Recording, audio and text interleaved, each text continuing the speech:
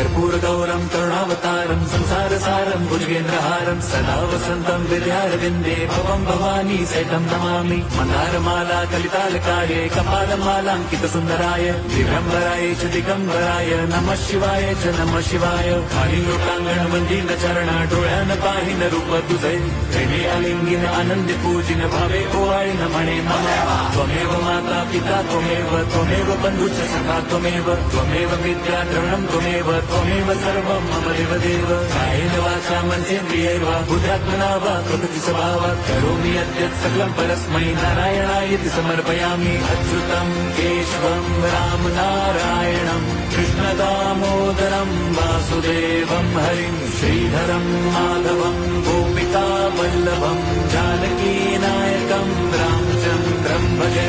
Hare Ram Ram Ram Hare Hare, Hare Krishna Hare